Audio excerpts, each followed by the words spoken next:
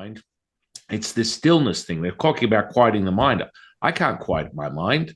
I pick things up, I crush them, I throw them. I mean, that's just what I do. That's what I'm familiar with. And so when I got in there, I was really getting concerned because I'm hearing all this noise. The only attention I have is the outside.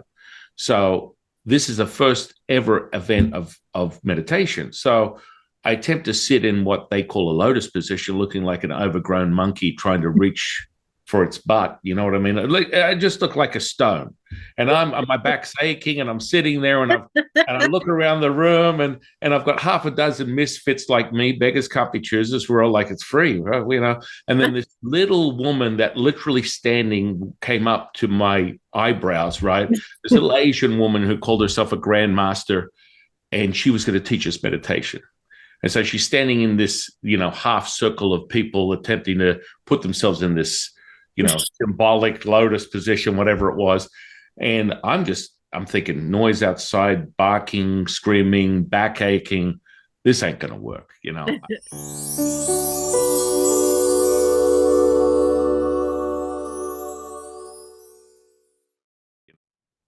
Hello, everyone. Thank you for being here. I am your host, Sharon Sananda Kumara, and welcome to Ascension Gateway. Today, I'm really excited. I am talking to San Qing. San Qing. Yes. Hello, my friend. How are you? Thank you so much for welcoming me into this incredible, blessed space, this frequential unification of the now moment. I am so grateful. Thank you. Oh, yes. Well, thank you for being here. We talked recently on your show, like with a lot of people, as soon as you start communicating and kind of look into each other's eyes, you realize, wait a minute, I know you. We know each other. Our souls are connected in some way, somehow. Of course, we all are one, but there was that connection I felt. And so thank you for being here so we could share together and chat together again. Yes. I've been looking forward to this conversation. We instantly remembered that bond. We instantly remembered, and it becomes effortless. It becomes timeless when you are aware. Right. Yeah.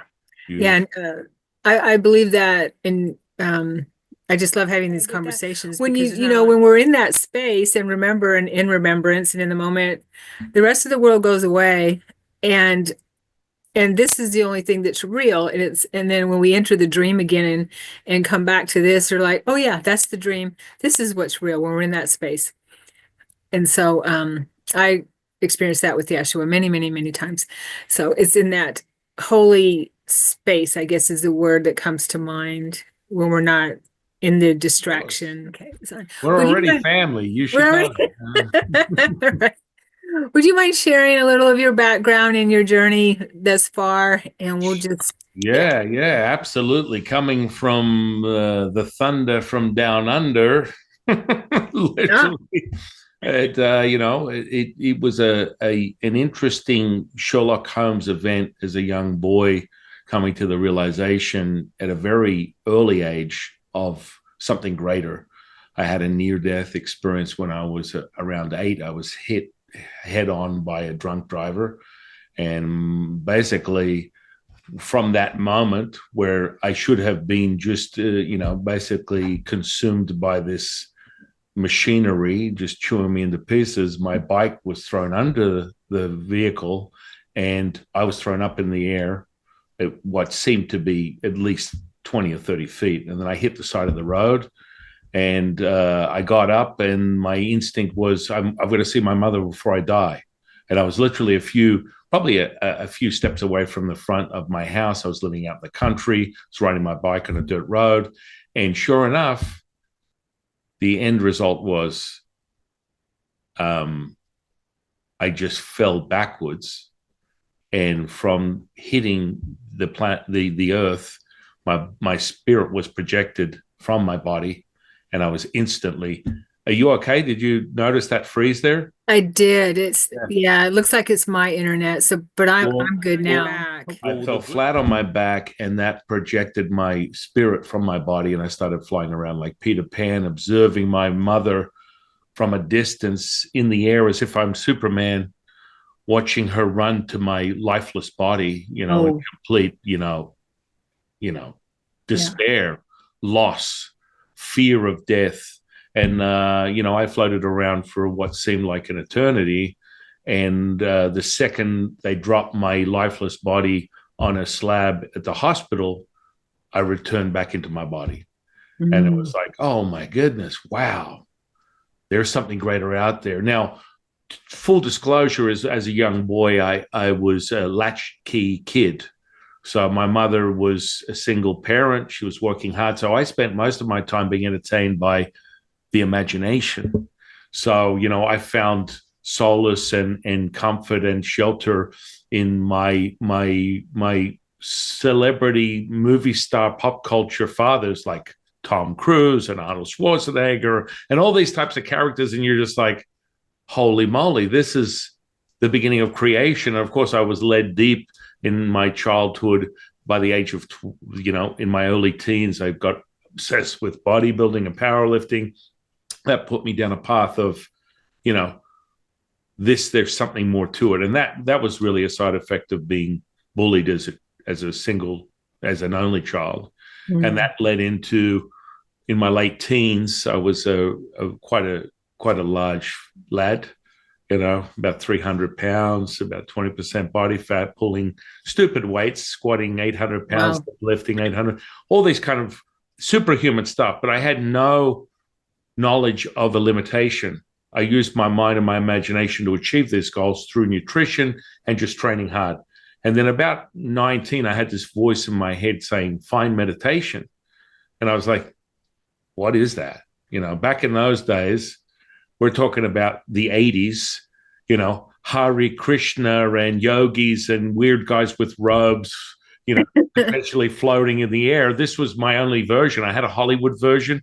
That was about it. It's like there was no sense of, what does this really mean? And I got I couldn't look it up on the internet.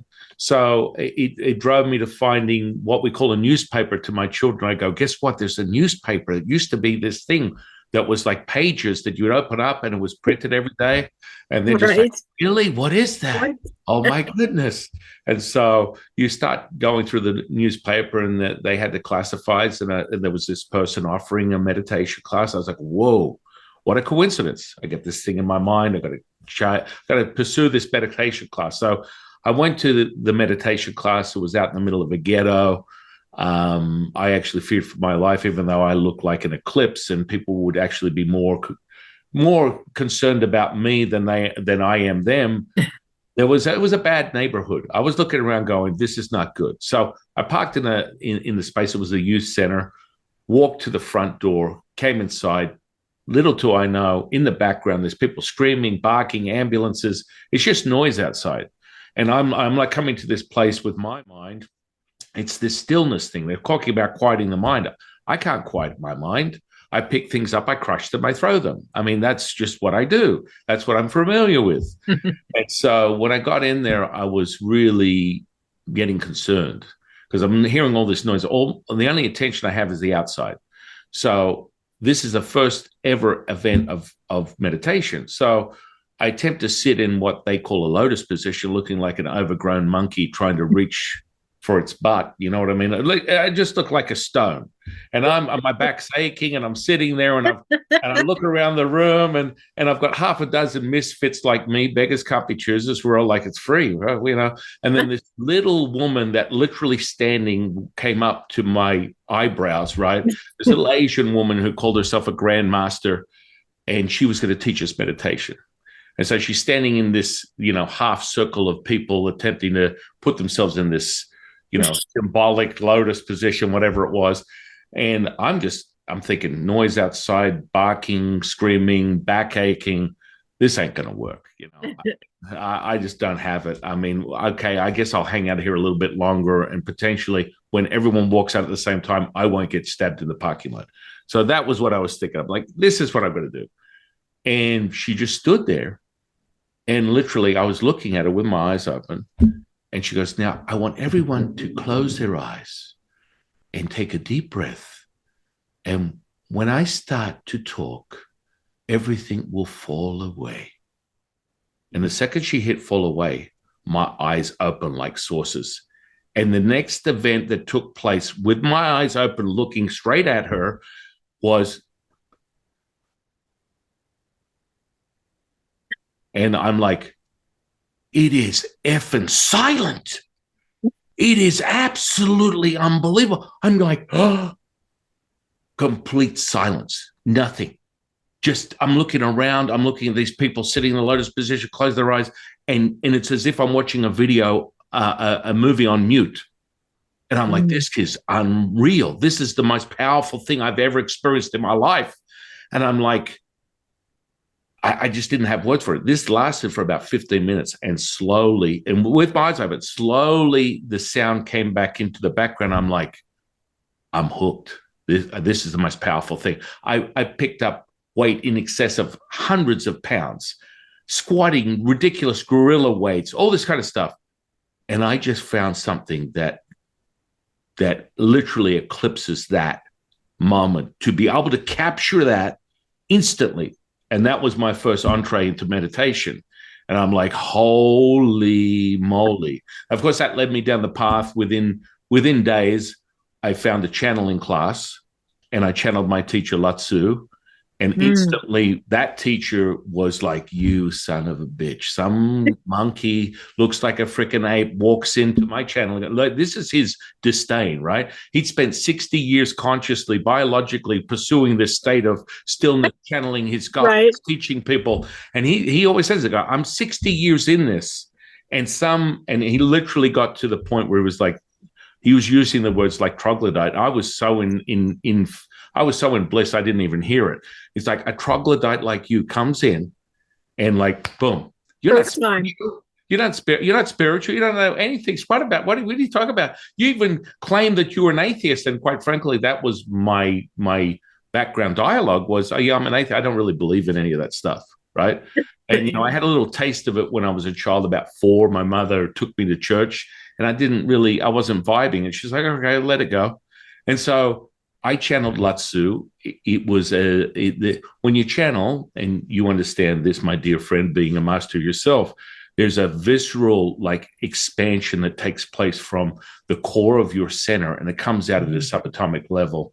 It's like being struck by lightning, and it is oscillating, it is vibratory, it is expansive. And when I channel Lao-Tzu, it's like you get your stick out, you put your marshmallow on there and start cooking up the marshmallow. And people are like, oh, my goodness. And I'm doing this stuff. I'm like literally experiencing this turbulent transformation inside me that I've never experienced before, where I'm vibrating at such a level. It's like, put me down and I'll just start moving over here, and I'll move over here. And but the stuff that was coming out of my mouth was the most mind-blowing, because I didn't have an expectation. My expectation was have none. So I was like childlike, and my face value was, well, if they say it's going to happen, it's going to happen. This is how I would pick weights up. If I pick this weight up and I lift it 5 times, I get stronger. Yeah. And so I used that mentality towards this. And strangely enough, I guess it worked for me. So, I went into this channeling. Instantly, Lao-Tzu became an audible and visual thing. The visual thing took a couple of weeks, but the audible part was, I now have this very clear voice that I'm hearing, not like potentially that I'm hearing, and it's transmitting from my physical body, which was so insane. Like, I'm just like, it's emanating such heat, because from a Taoist perspective, it's like, what do you call it? We call it a torrid field, which we refer to the celestial heat that emits from you, as opposed to the toroidal field that people are familiar with in the cycle of energy, and how it is all forever, always cycling, right, within this electromagnetic spectrum. So that happened 2 days after my first meditation. Then at this point, I thought I was batshit crazy at this point. I mean, where else am I going to go? Within 2 days after that, I was taught how to read auras, and that was from the same teacher, from the channeling teacher. And I'm like, okay. And he goes, give me your best shot. I've given you the fundamentals. So far, you're pissing me off and you're picking this up like instantly. Go ahead, give me a reading.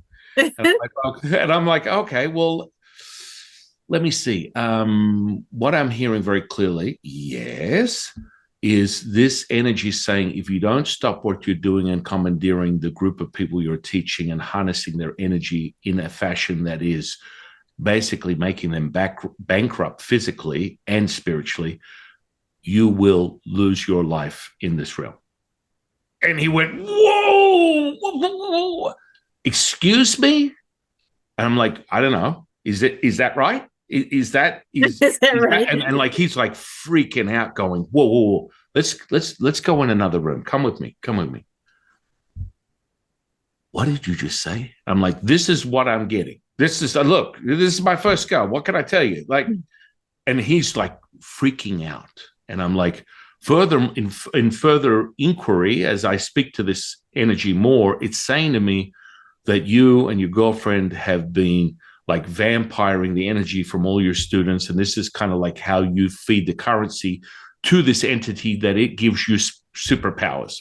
Whoa, holy shit. You need to be quiet right now. And I'm like, I don't know. Is that, I guess, from the way you're reacting, is this real?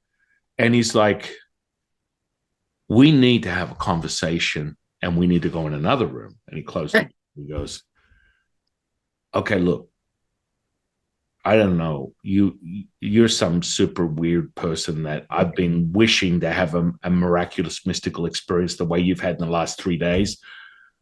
Yes. And I'm like, are you telling me I got it right? And he's like, yeah. And I'm so what exactly? I was more blown away by the fact the information was correct, other than the fact that this guy was vampiring all his students' energy. Right. So what? And I'm asking and inquiring, well, why are you doing that? I'm addicted to the remote viewing skills, and this energy gives me the remote viewing skills if I give them sacrifice, if I give them, and I'm just like, this is like wild. And I'm like, okay, this is blowing my mind. Now the next thing it's telling me is like, what? That if you don't stop this, it will take your life. And he's like, I know I've been dealing with this. My girlfriend and I've been dealing with this. I just can't give it up. I'm like, okay, so if you're telling me that all this stuff that I'm getting is real and I'm starting to feel very confident in saying this, you want to give your life up? So I can't stop. I'm like, okay, look, this is a first for me. So, we'll turn around next week and you're still alive. Well, what am I going to say? It's information. I'm still blown away. You're validating it for me. He was blown away that information came through. And sure enough, 6 months later, I held him in my arms and he died from brain cancer. Oh. And I was just like, wow, this is crazy. Because he went from the all-knowing, powerful teacher to a scared little boy that was looking for answers. And at that point, within 6 months, I had really developed my skills. It was just awakening, remembering, and I was on my path of being a priest and all this kind of stuff. And he said, well, what is, my teachers are the three pure ones, which is supreme purity, jade purity, highest purity. They're the keeper of the upper, middle, and lower dantian. They're the creators of the cosmos within Taoism. They're basically the mouthpiece to the Primordial Mother, which is perfection. So I have this dialogue with my teachers, and I go back to the monologue, which is the mother, direct source. And so he's like, well, what are they saying? And I'm like, when you accept you know nothing, you know everything. And he's like, what? I'm like, they're saying you have to be void of all the stuff that you know. The problem with you, and this is, I was just giving him the dialogue. The issue that you have, the conflict you have, is you know too much, and it's not mastered. There is efforts of mastery, but there is so much that you're just using that as your guardrail for your reality. And they said you have to just let go of everything. And they're sobbing and crying, and they were doing a pilgrimage to another state for some type of like healing in some group community. And of course, he didn't let go because he'd let go of his physical body within 6 months. It's like, it didn't work. And so I go from that. Then it gets even better. Well, like a day or two after that. Wait, let me ask you one question about the gentleman that died of brain cancer. Your teacher, he was a teacher for you, right? Yeah. When he was giving this power away, was this an entity? Was this a it was an entity. It was an entity. Entity. That, I think some people would call it more New Age or something familiar. Let's use a coined classic Bob Monroe version, a loosh. He was literally selling the currency of their life force to this entity for those superpowers, which it sounds pretty diabolical to me, and quite frankly, it was. It is. It's like so the more group events that he had, the more students that he acquired, he was using their life force as currency to get what he wanted. Which it was crazy, man. It's almost as if, Lao-Tzu came in and foiled his attempts by transmitting through me, and that was his crossroads. That was his point within his own journey where he had to really sober up and realize what he was doing. And so much of this stuff is based within the construct of how you are operating in this material. This, as someone would call it, realm, right? So it was like a demon, like what? Oh yeah, straight up demon. Okay. Oh yeah, demonic in its nature. Right. Gotcha. 3 heads, 30 or 40 horns, very muscular, almost like a evidence of a Minotaur type of like presence. Very dark, very damp, and very sinister without question.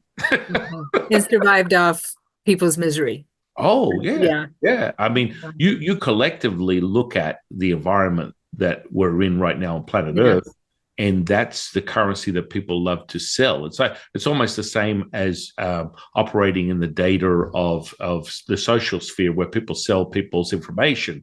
You're just selling people's energy. Yes. Totally. And so not 2 days later, I'd gone deeper into distant healing and other things. And so I came across a friend at this point. Back in those days, we had a rotary phone. That phone the good old, just for my kids and anyone who doesn't know what this is. It's a phone. You used to dial it up and it go, and you pick it up and you talk to people on the other end of it. I'm old enough to remember a party line at my grandmother's house. Right. It's so foreign these days. People just don't, they're not familiar with it. So a friend of mine, I was supposed to meet with her, and she's like, you know what, I just can't make it. And she called me up. She got me. It was the end of the day. I was like, yeah, I just got out of training, and man, I was really looking forward to seeing you. And she's like, yeah, I want to see you, but it's not going to work. I just sprained my ankle. It's the size of a watermelon. I'm just not in the mood. I'm just going to sit here and suck it up and, feel sorry for myself, and bye-bye. And I go, whoa, hang on. She's like, what? I'll catch up with you in a week or so. Like, this thing is not going anywhere. We're certainly not going to be able to go out, go for a walk, have fun, whatever. I'm right now a victim, and I'm enjoying it. So bye-bye. And I'm like, no, hang on. Let me try this. And she's like, try what? Well, I've been training in this stuff, the spiritual path stuff. And she's like, yeah. How's that going for you? And I'm like, wow, I can tell you, I have seen a lot of crazy shit in the last couple of days. She's like, really? And I'm like, let me try this. She's like, again, what do you mean, let me try this? We're on the phone. What exactly do you think you're going to do? I'm like, look, there's this instruction sheet. I'm going to follow it. In the end, I'm going to read this stuff off, and you're not going to even see it, right? In the end, I'm going to mention this thing. It's called an incantation. All I want you to do is listen to it, and then let's see what happens. I don't know. It's got a 1 through 10 instructional thing. I've been working on this stuff. I've been taught this stuff. Let's check it out. And she's like, okay, hurry up. whatever that's supposed to be. Like you can't fathom it in your mind. And I'm like, okay, so I go through the instructions and I get to the final incantation. And it literally is heal, heal, heal. And then the next minute, she goes, what the fuck? She starts screaming through the phone with WTFs. And I'm like, what? She goes, my ankle just shrunk before my very eyes and I'm standing on it right now. Whoa. What kind of crazy sorcery shit are you up to? This is freaking me out. And I'm like, you're full of shit. You know what? You're full of shit. Okay. It's been nice and you're entertaining me with this whole thing, but like, stop bullshitting me. She's like, I am not bullshitting you. And I'm like, get the and like, she's a real misery thing. She likes to take little notes. She was quite a little artist. So she takes photos of everything. You remember those things they're called Polaroids? Remember? Yeah. So she takes photos of everything. And surely enough, she took a photo of her ankle while I was all blown up. And I'm like, you're full of shit. You really are. You're full of shit. She said, get over here. I'll show you. And so I get over there. I drive over. I come through the front door, kind of barreling. And her mother's there. She's sitting on a couch. And she's puffing away. Back in those days, there was no freedom. It's like just inhale secondhand smoke. Get used to it. If you have a friend who's a smoker, it is what it is. Yeah. And so she's puffing away, sitting at this couch, you know, old as the day is long, probably as old as Noah's Ark. You know, she's up there and she's sitting there puffing away. There's a fire burning and she was laying on the couch. And when I got through the door, she ran to me and gave me a big hug. And I'm like, what is going on here? And she's like, take a look. And I'm like, okay, how do I know you're not full of shit? Like, okay, take a look at what? You're walking around. And the mother's puffing away. I'm like, okay. Yeah, that exactly. What are you talking about? She shows me the photo. I go, what the? Her ankle was like this, and she's walking on it. She's running around. She's doing, and I'm just waving this smoke while she's having this dialogue with me. I'm perplexed by the photo, and I hear in the background the mother going, "I always knew you were a healer." And I'm like, what is going on here? I'm like, this is freaky stuff right now. Now I'm like putting together this whole sort of mystery thing going on. The fire's burning, starting to get dark. I've got this woman in a chair smoking away. I feel like I'm in some sort of witch's cauldron, sort of spacey kind of event. I'm like, what the and I have this dialogue with her. And next minute, the mother's like, I've got a problem with my foot. I want you to come over tomorrow and fix it. I'm like, what are you talking about? All I did was follow some instruction. Right now, I'm not exactly sure whether you're full of shit or not. You show me the photo, you run around. I don't know what your game is. Personally, I thought maybe she was just trying to marry off her daughter type of thing. You know what I'm saying? And I'm thinking, I'm not buying it. I mean, the photo was undeniable. I was like, holy shit. And she's like, I'm flexing it. I'm walking around on it. This happened instantaneous. And I'm thinking, all right, give me a minute. Okay. I didn't go back the next day. I went back the day after. And like, this is a woman that, how do I put it? She doesn't take no for an answer. She writes a blank check to whatever. She throws money to everything. And kind of an affluent family. And so this woman's sitting there in her chair, and her remedy, first, she doesn't believe in doctors. She was never a doctor. I don't do doctors. I just don't. And so she's sitting there. She looks kind of bloated, definitely overweight, in her 70s, I would say, to be conservative. And her prescription for her reality was a pack of cigarettes and a bottle of vodka every day. And I'm like, okay, this is interesting. This is good. I get to her house. And she's sitting there. She's still puffing away as usual. It's the business as usual. And she goes, yeah, my foot was hurting. Can you take a look at it? She can't see anything. Now, remember, she has people placating all the time, housekeepers, assistants, whatever. And so whether it's a denial thing, she's creating a reverse hallucination type of scenario where she doesn't want to see what she doesn't want to see. It's in her mind. And she had her foot up on a stool, and I took her sock off, and I went, oh, shit. So I'm down there. She's up here. She cannot really see what I'm looking at. She can't see it. And she's like, so what's going on down there? And I'm kind of feeling a little uncomfortable. It's hurting. And I'm like, I'm looking at a gangrenous foot that should be amputated. And I'm like, what exactly? And in my mind, now I'm having dialogue with Lao-Tzu. It's like, we're going to heal it. And I'm like, what the fuck are you talking about? We're going to heal what? What do you, it's no different than what you did the other day. I'm like, yeah, I think this is way different. I think this is like seriously freaking me out right now. Looking at this, I might throw up right now. And he's like, we're going to heal this. I'm like, yeah, I want to see that. And, at this point, I'm like, whatever. I'm so gone from what I thought was reality with lifting weights and bodybuilding and powerlifting to all this magical, mystical path of like, the closest thing I had to that type of shit, literally that type of shit was, The Hobbit, The Lord of the Rings. I was reading this shit in books as a kid, but to believe that this shit was real was on a whole nother, it was on a whole nother. Now, today, most kids would be like, you mean like Harry Potter? Like, yeah, like Harry Potter shit. Like, I mean, you can't equate it to anything else. So I'm sitting there and she's like, well, what do you think? Are you going to do your thing like you did with my daughter? And I'm like, hang on a second.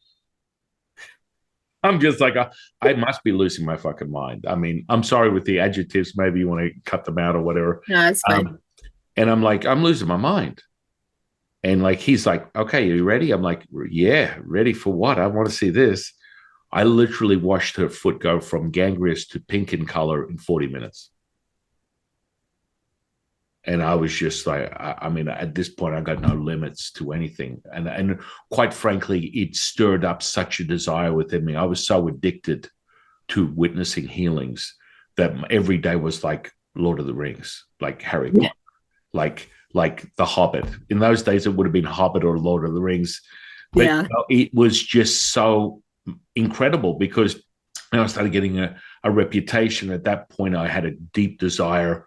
I'm on the path, finding a teacher. I went down the path of becoming ordained, training and studying in it, going over to China, being ordained as a Taoist priest.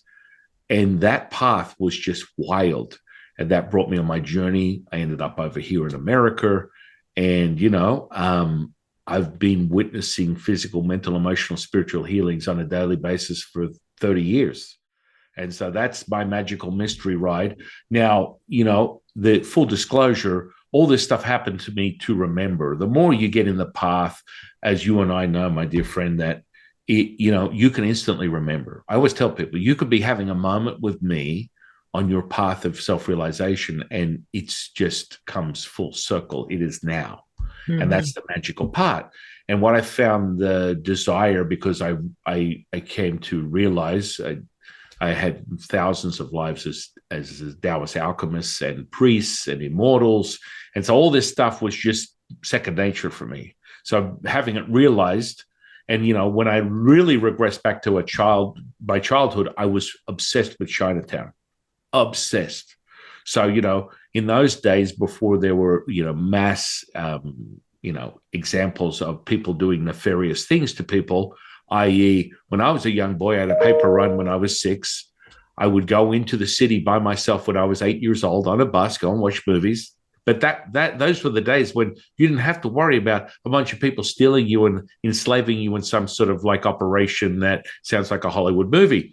This is not the day and age. Like, I would never allow my kids to be left out of my sight at this moment.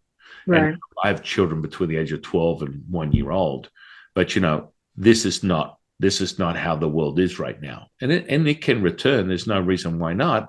It's all up to us to raise that frequency. And so, I was obsessed with China. I would live in Chinatown as a young boy. And it was like just yearning. I was getting this yearning for more of that cultural satisfaction and bringing myself back to what I already knew and I did for many lives. And so when it came full circle, and the Taoist alchemy was like methodology. You need a method to your madness in this realm. You need to be able to harness this currency, electromagnetism, and unify it so it becomes the offering, the God, the universe, the Buddha, the Tao, the wonderment that is source. And there is a path for every seeker to come to their own self-realization of that experiential moment of now. And that comes, in my opinion, with some type of method or mastery. And that's why alchemy, for me, for Taoist alchemy, is so powerful for anyone, because it becomes self-realized. You have an actual path that solidifies the internal infrastructure, and it becomes evident that you, through the mastery, as you progress, it will be self-evident, and it will be realized from being able to create manifestation, magic, healing from that potential. And so that's what drew me to that. And, you know, I've gone way beyond the construct of all the things I was taught as priest. It goes much deeper, because I commune with my teachers. And whenever someone is on that path of their teaching or training with me, they're getting direct communication and tutelage from immortals. They're not, you know, I will never claim to be smarter than a bag of rocks. Pretty much most things that come out of my mouth are not mine. I don't think any of them are, but hey, once in a while I might want to own a good idea that might be remotely a little bit higher than a fart in the wind. But you know, the reality is when you really realize this, as you know, my dear friend, and all the incredible things that you do, all thoughts of your mind are not yours. Yeah, they never were. I find that so, yes, I find that so interesting about China, because I had recalled when I was going through my awakening lifetimes in China, one in particular that was very profound for me. And it was so profound for me that I ended up getting tattoos in Chinese kanji on my body, because I felt such a connection to China. Yeah. And the one lifetime that was really profound. Have you ever felt a connection to Japan? I remember actually what are the warriors? The samurai. Mm-hmm. The samurai. When I went and saw Tom Cruise's movie, Samurai Warrior, as soon as it came out and as soon as it came on, I just started bawling with recognition. I remembered something about that. Do you have any recollection of? I think if we look really closer, we always have cycles in every fast. Yeah. If you get closer, I would say the last 1,000 re-ups that I've had have all been related to Taoist path of a reincarnation of immortal, or just a Taoist priest, a Taoist alchemist. It's just been so ingrained into my experience. And so, you know, when you do that, you just, you know, if I pause for a minute and look closer, yes, I've experienced many journeys as a samurai, many journeys as a person of faith looking for knowing. And even Taoism transmutes into that path of a Japanese culture, because it's sort of a very powerful alchemist realization that has been eradicated from the face of the earth, unfortunately, due to this really nice guy by the name of Mao back in the 50s, who was a megalomaniac dictator.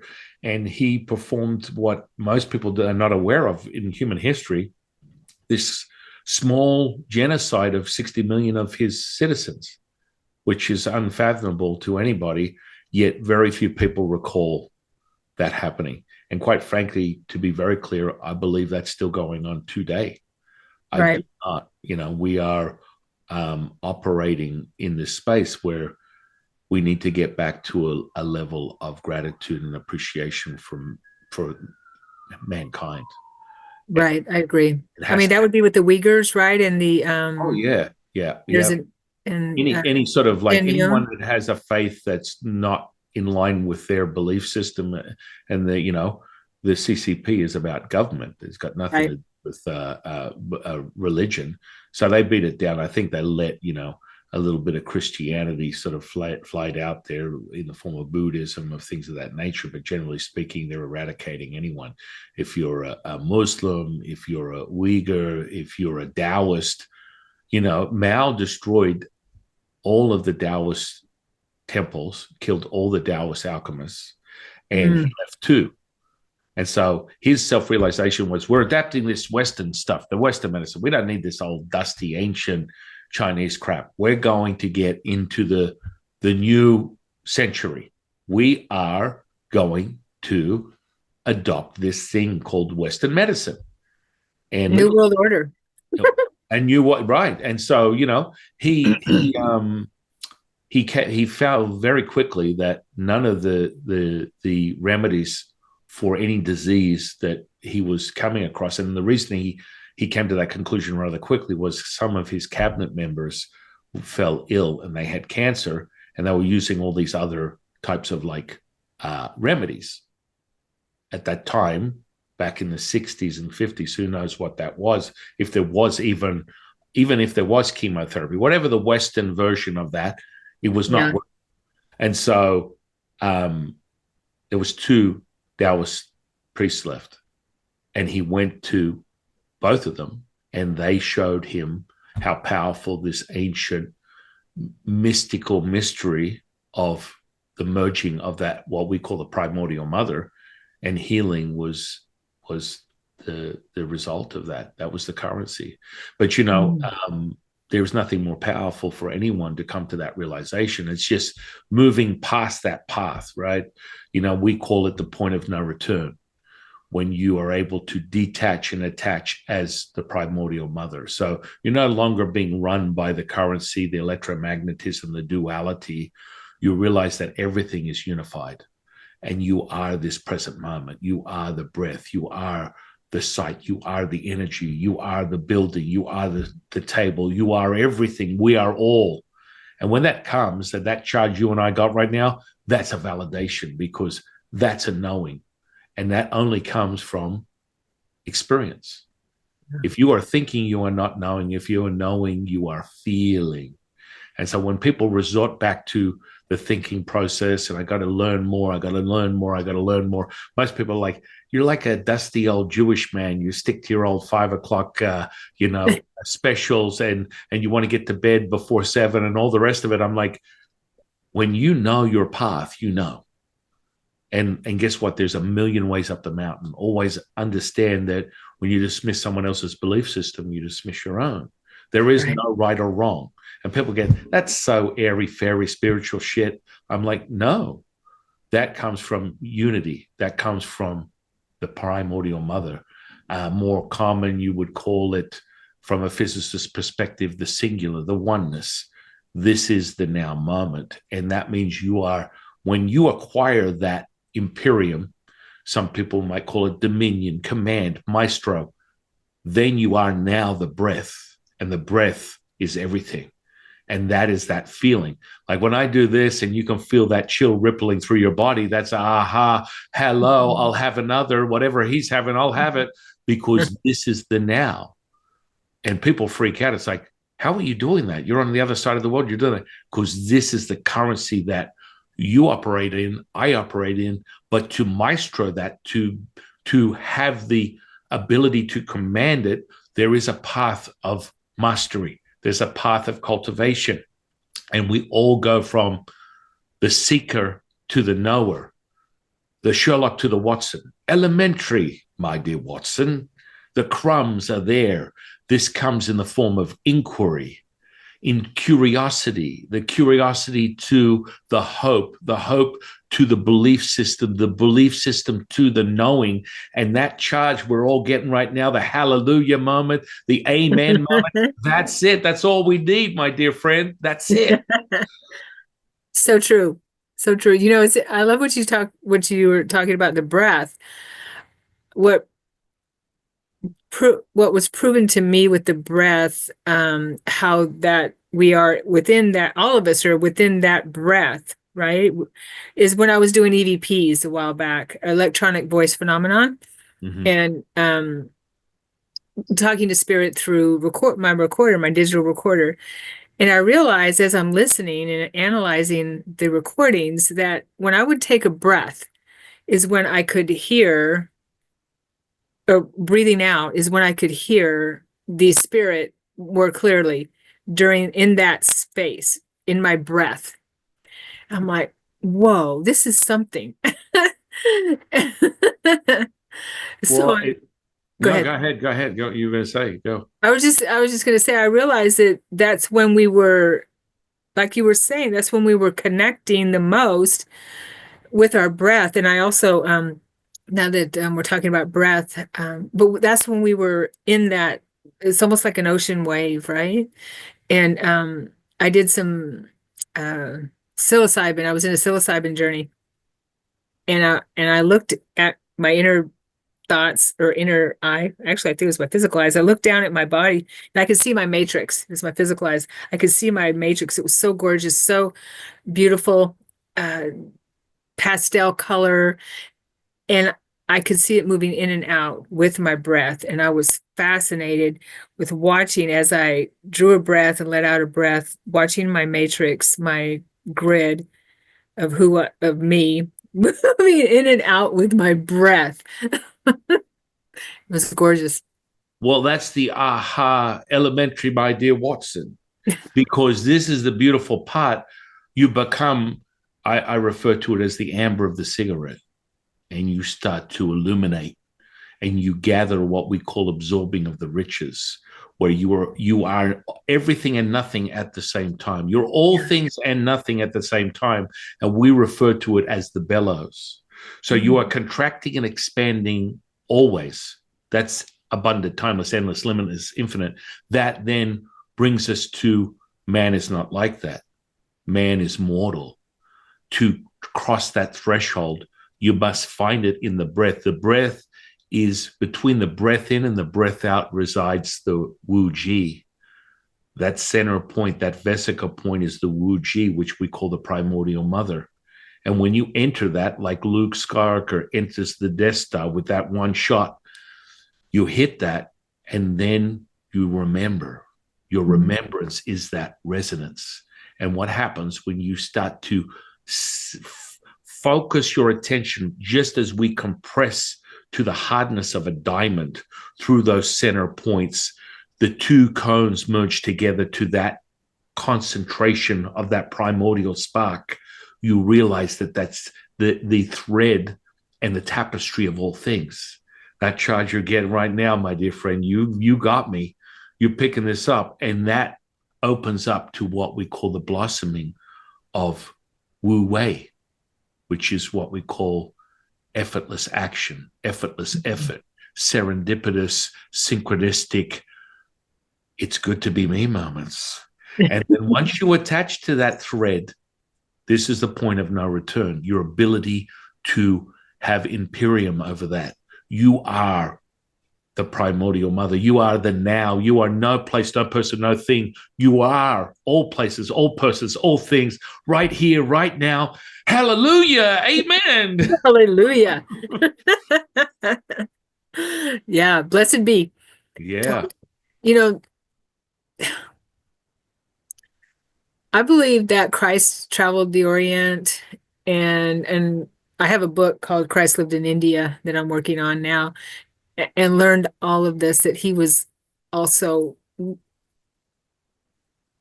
Taoist, Buddhist, Hindu, learned from all the master teachers, and that he actually is here still teaching us all this in many ways. Oh, yeah. I mean, I'll be very clear. Always be in the space of gratitude and appreciation for all things everything is amassed to nothing, and nothing is amassed to everything. And realize that there are an infinite amount of entities, spirits. It's all is one, one is all. So through my own journey, I've worked with the Big G, the JC. I've hung out with these dudes and had incredible epiphanies and observation of healings that they have transmuted to people on my journey that have crossed my path, and their affinity with Jesus Christ, the Christ energy with God, has second to none. And I witnessed that embodiment, that incredible, unlimited source of knowing.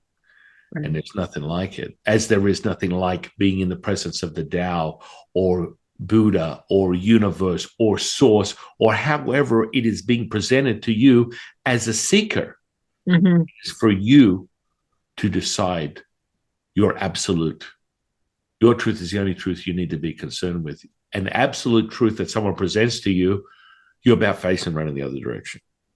Your absolute truth is the only truth. And that's the most important thing.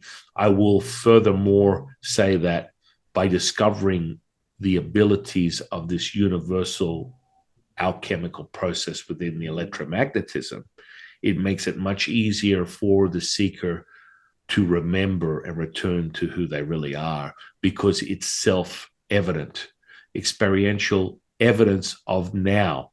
Before that, it becomes a psychological theory or concept information that so many people get caught up in.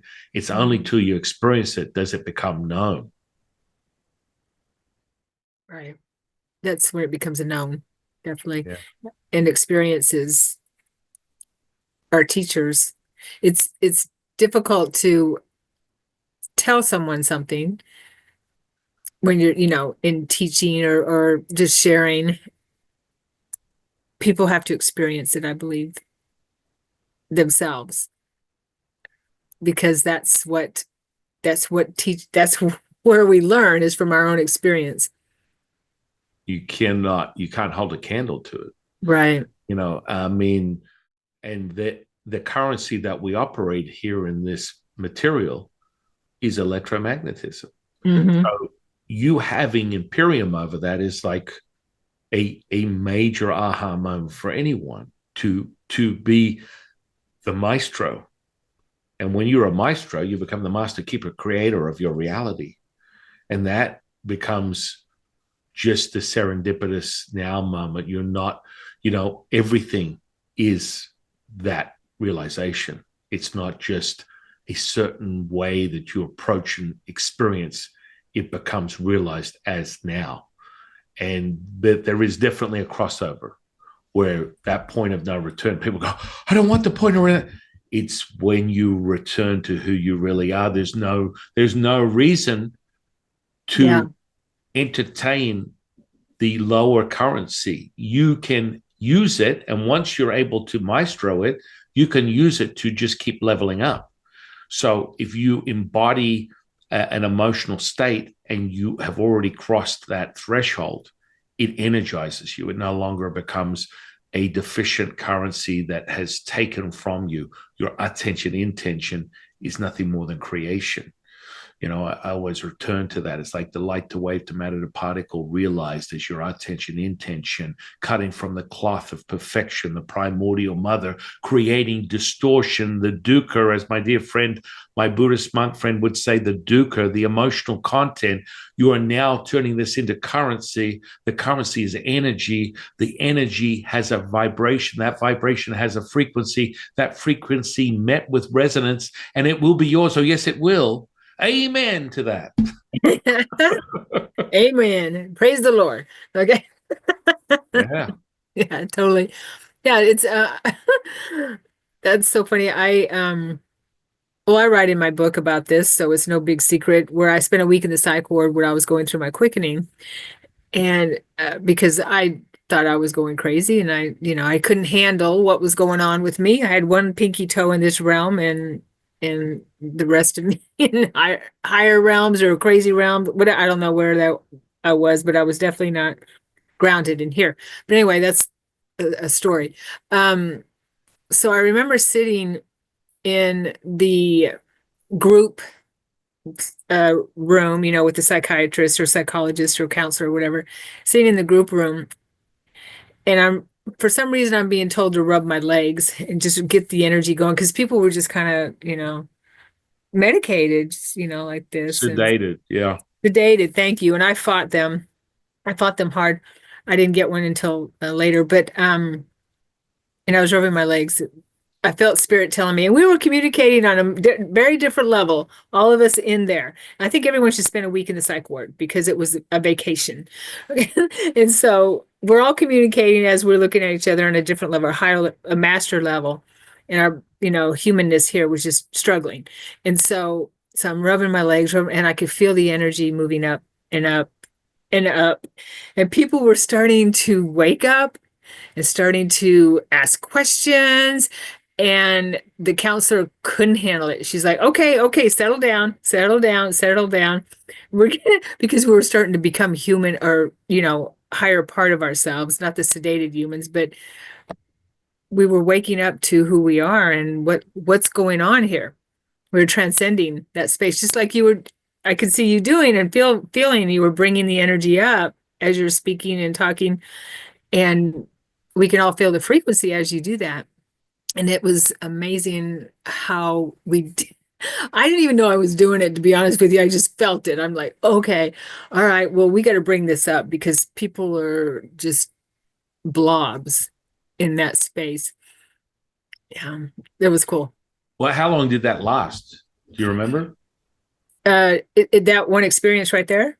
Well, where you felt like you're on the precipice of being completely what they would diagnose as clinically insane. Yeah. How long was that? How long was that period of that was I'm going to say a couple months maybe, where I wasn't able to handle this, but yeah. Wow. I forgot to add, during all that stuff that happened in the beginning of my experience, I had a quickening. Oh, yeah. I don't doubt it. Yeah. And it was 5 days long. And by the third day, I couldn't get, because the rotary phone, couldn't get hold of any teacher of any kind, of anything. And I had every thought, every feeling, every emotion at once. And my answer was distraction. By the third day, I was like, killing myself would be a good option. I think that's really on the table. Because I would go into a movie attempting to distract me, and something as benign as looking at the lines of a feminine naked body made me revolt, and I threw up on top of the person sitting in front of me. Wow. It was so visceral, and these are all just unraveling, as you put it, the quickening. I always like it to, I love that there can only be one Highlander. But the end result is we're not cutting someone's head off. No, we're not. All is one is all, which is about understanding there can only be one, even though that one is everything. Yeah. So that power of that quickening is that realization. I really feel for you. I was meant to go through that once in this re-up, but I wouldn't prescribe that for anybody. That's exactly what I say. Whatever you've experienced. And I looked at that, I went into it and went, holy crap, you are definitely guided by your teachers to a higher sense, because it's like you will be confronted with mortality and the limitation of the psyche when you're in that state, because it is so visceral, it's so mind, it's so twisted, it's so imprisoning that you don't realize there's an out. And I had that myself personally, and it was 5 days. And when I finally got hold of that teacher, it's like, oh my goodness, that's amazing. I'm like, yeah, what the? Do you have any idea? Some people spend decades, most of their life, looking to have an experience like the one you just had. I'm like, you are out of your mind. You're out of your mind. That's what I say. No, you do not want that. No. Right. Because it really is. People don't realize that. And I always help people microdose. I've been given a directive from my teachers, and I microdose them to self-evident realization, rather than something so abrupt where, over 30 years, I've dealt with tens, if not hundreds, of people that have made decisions where, they want to unalive themselves very quickly, and they come back and they're like, oh, I was just messing around. I'm like, I'm sorry. Your re-up on this vehicle is over. This one has been impounded and repoed, and now you have to go on to your next one. What are you talking about? I want back in. And they always enter through what we call, Heaven's Gate, the kidneys, the lower dantian area, because that's how you can enter and exit. And they just can't get back in because the Qing is the life force. And, that's interesting. I had an out-of-body experience once where I ended up in like it was a lobby area, like a doctor's office. And I'm talking to the lady in the front, who people are sitting there just like a doctor's office, and they're going in really quick. It was like a just really quick. They're going in like like I don't know what you call it, where assembly line. Okay. And she's trying to talk to them. They take them in another room, and they're counseling them a little bit, and they just want to go. And I asked the woman, and she had really high pink hair, and she was just dressed really, in the spirit world, it's so cool. I said, "What is this? What?" And she said, "Oh, this is the the orientation center after death, after we leave, and we counsel them to let them try to help them understand they don't have to go right back to a body, because a lot of people want to go right back to a body and don't remember that we can have that space of counsel with our guides, look at our lifetime, reflect, that kind of thing." And so there was a back area where they were giving them new bodies and things like that. And so it was very interesting how it was just like they had made that choice. And she said, "Yeah, we try to let them know it's better if they stay and not reincarnate so quickly." So I imagine that what you're sharing is that we've come to that space of people can't do that anymore because we're moving up in frequency so quickly. And I just felt I felt something with that. Get a little bit of that. You know what I mean? That's that frequency that you and I are communing in, which is that our moment, and that unity is so palpable. This is I think, a deceptionary, delusionary state where most people believe that the substance becomes, beyond experience, but that is an absolute falsehood. Everything is an experience. Everything will have that currency. And for you to remember, you will operate in that currency, only you will have imperium over it, because that's part of this realm. And so, once that's realized, everything has its signature. So it has its vibration, it has its frequency, and now you cultivate that. For a Taoist, it's entering the Wu Ji, the Primordial Mother, perfection manifest, the present moment, and it's being able to hold the line on that. That's where your container, your physicality, your mastery will determine whether you hold that line, or it turns into what most people are disheartened by and deterred by, a glimpse of the spiritual dragon. They just keep chasing it for the rest of their life until they find a teacher like yourself or myself, where they can give them some substantive, fortified structure to what it is they're experiencing, or it just becomes delusional. You must be able to operate in this currency and validate it, or it's just a fleeting moment. It stays as in the mind, and the mind is separated. It's very much separated. But that's also, I think, the very misleading and destructive purpose for psychology, is to keep you in the mind, to keep you separated from yourself. And that, and psychology has only been around 400 or 500 years, from what I know.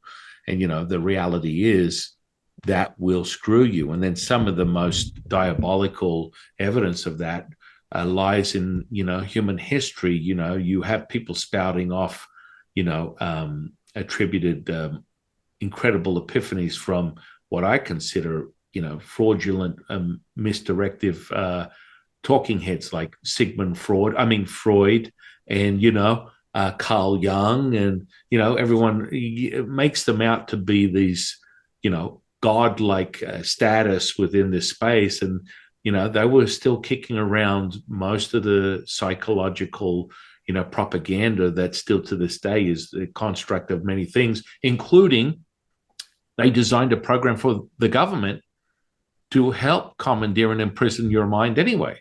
So a lot of it. Was that the Monroeans? Was that Hemi Sync? Well, Hemi Sync was another generation, a completely different generation. But Sigmund Freud, and Carl Jung, a lot of their work was contributing to, MK Ultra, things of that. MK Ultra. Oh, I didn't know that. Yeah, that was the basis of some of their training, was deeply embedded into that system of mind control. And I think that I think the relationship initially with Monroe and the government was to develop this deeper insight to the unconscious, and then it sort of sprouted off into something more,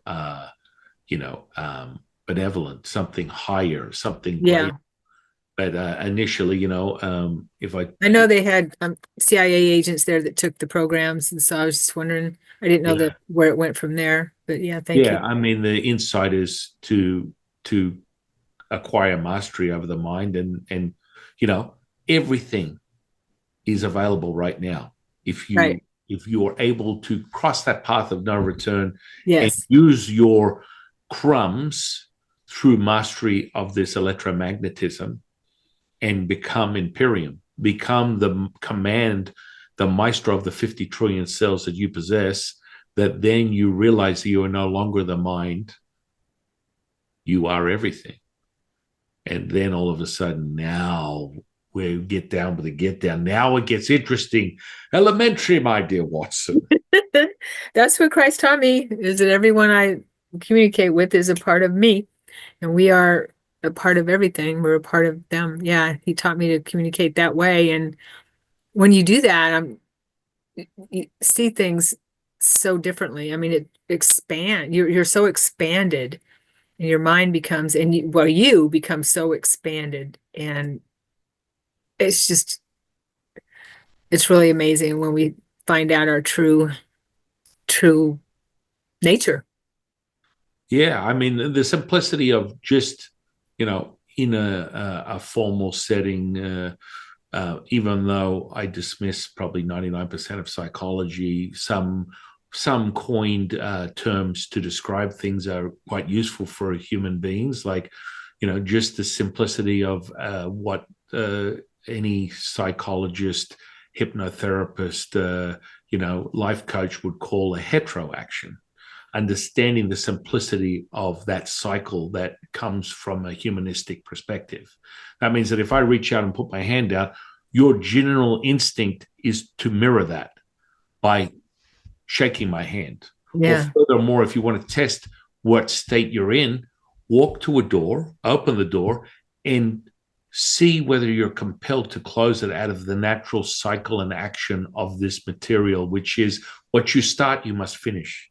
Yeah. And so this is a very oscillating effect that comes from the deciphering of all things within the yin and yang.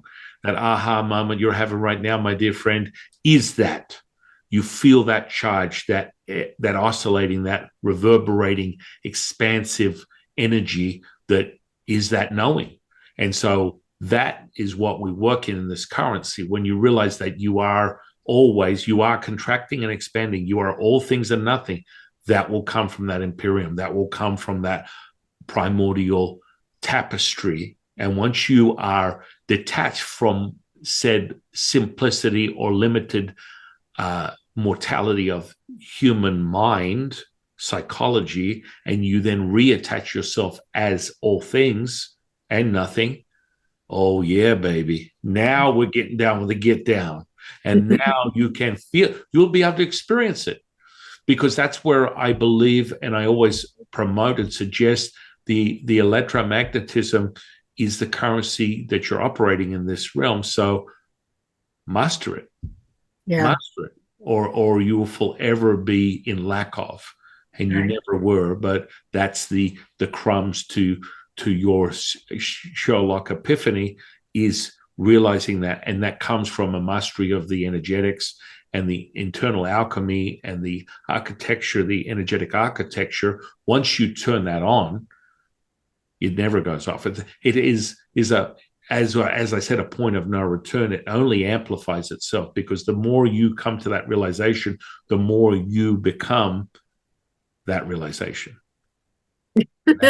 That is the now moment. And so when you're doing something within a mortal sort of state of the physicality, and you have not supercharged your physical potential, and that comes from nurturing it with the energy, when you do that, then you start doing crazy things that it would be more within the supernatural, superhuman state, that go into the sensory perception, that can be offered to you from the simplicity of, psychic readings, mediumship, channeling, all that stuff. But then you bring that to it at a subatomic level. So when I take my arm and run a skewer through it in front of someone, pull it out, there's no entry or exit point. But go, what the? How did you? This is part of an aha moment, an epiphany for someone going, well, there's something more going on here. Mm-hmm. And then, of course, the density is referred to. I feel, I don't like that energy. I like that energy. I feel contraction. I feel expansion. And you attune to that even more, to that subatomic level. So the currency is very pliable. And, when I move my hands, you feel the energy flowing like water on the ocean. It's pulpating. It's oscillating. It is now. And then people are like, holy crap, I can feel that. Amen to that. And you're welcome. Right? Oh, this is awesome. Thank you, San. Yeah, I could talk to you about this stuff forever. So yeah. But hopefully you'll be back on. We can have this conversation. I would love that. I'll have you back on. We'll get you out and have you back on, because this is the type of stuff that anyone that's in my sphere of realization, or anyone who's a passerby or a seeker of any kind, takes a conversation like this and has an aha moment, because it's visceral, it's somatic, it's the now moment. You are experiencing it. It's no longer just words. It's realized. Speaks to your soul. Yeah, realized, definitely. So do you have any suggestions? I'm sure you do. I'm asking as a master for people to help go within and experience more themselves more deeper, because I'm sure you do too, a lot of questions on that. Well, I mean, the simplicity of you draw to the breath. I always like people to say that, there's another, a very big effort and movement to separate you from that ancient realization by they add breath and then they put work to it. And that in of itself likes to defeat the purpose of it, because it is not work. It is effortless. It is an autonomous experience that, until you know what you know, you don't know what you don't know. But very few people come to that epiphany at first on their journey, that it is all things, that without it, you are not experiencing anything right now. You are just another zip or light beam in the ether. For you to have this validation within this human flesh and command it, you must start with the breath. So the simplicity of the breath, I would suggest to your audience to start with a 9 count in, a 9 count hold, and a 9 count out. And what will be more self-evident, and I liken this stuff to something a little bit more formal within a scientific sort of state of precognition, and understanding that you will instantly be realized. Whoever's listening to this conversation, performing that ancient practice, you will have an aha moment. I promise you, it will be mystical in its realization just from that cycle. And this is what we call gathering the riches, absorbing the riches. And you will instantly have it presented within your physical body. And that will be the gift that we give you for this present moment. And when you realize it, you'll be like, holy shit. So if someone has never experienced energy, or they're very in tune with energy, they're about to realize it very quickly by following that very instruction. It's an 18 count in total. when you pause and holding it, you're going to have a aha, wake up, WTF moment. And then at least will be more said evidence as likened to what we call the amber effect. And then the amber effect. Yeah. So the second you do that, you'll notice your breath is attached to everything within at a subatomic level.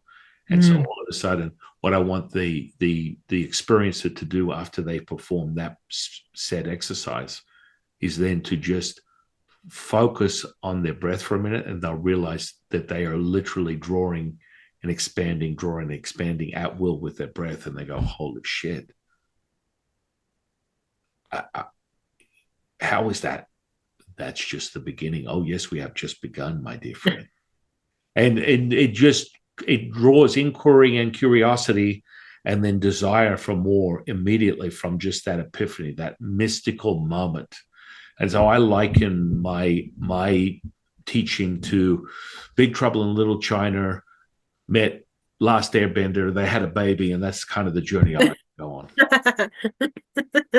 All right, 999. Yes. That's easy to remember. Okay. Yes, and what people need to also understand is step past the limitation of your physical mind. So physically, when you draw in 9, most people instantly react. They have a what they call a startle reflex, which is a response that contracts their muscles and they feel like they're going to not be able to breathe. And so what's most important is if you unravel your lungs, they go for 2 football fields. Realize that you can draw for as long as you choose to. So another little guidance would be, if you think it's too slow, it's not slow enough. So the second you go, oh, this is too slow. Well, oh, that's right. They said it's not slow enough, and then drop into it even more. So, a lot of people initially, when you're drawing at a 1,000, 2, 1,000, 3, 1,000, and just me saying that, you can feel the energy gathering in your chest right now. It's like this is a mastery, but it's so simplistic.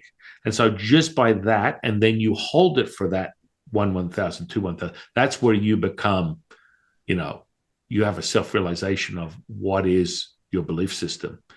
Am I going to choke? Am I going to die? I need to breathe.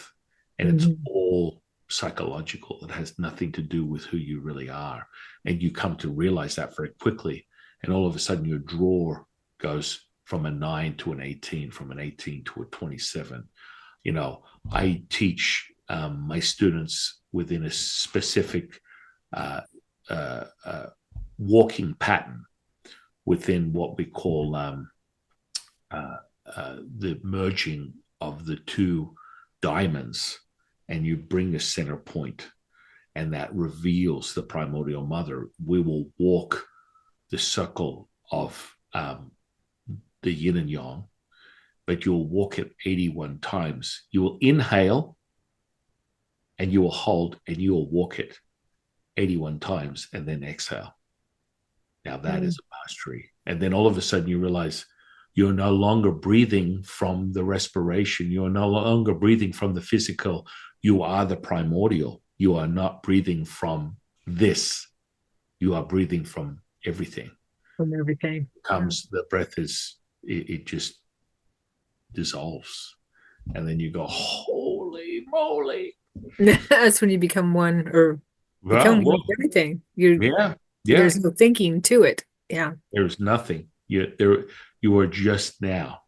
Right. And it becomes that sort of path where, for me, you call it multifaceted, or you operate. Someone in a physics world would call it multidimensional. This is part of the power of Neigong, which is what we call internal power, activating what we call the Nidan, which is the internal alchemy. And when we cultivate this, and it reveals itself as Wu Wei, the effortless action, effortless effort, this brings you to the ability to basically access everything at once, all things. And that is a mastery that we all have the ability to do. We just have to remember we're returning to it. Remember, that's it. Our memories have been taken from us. So, yes. So remembering is what it's all about. Thank you. Thank you, my friend. It's been amazing talking with you again. And are you all right with people contacting you? Yeah, absolutely. Absolutely. Okay. You can contact me at the social sphere, the interweb. You can have this delectable dance between the two and find something somewhere that will put you to that center point, that primordial mother, that vesica. And that comes in all my offerings. And, you know, how do people contact you? Well, you can contact me through theway126.com or on the social sphere within all podcasts. It's Consciousness of the Way, or furthermore, YouTube. It's the Way 126 Experience. And that's just sort of like an interlapping of physical, mental, emotional, and spiritual.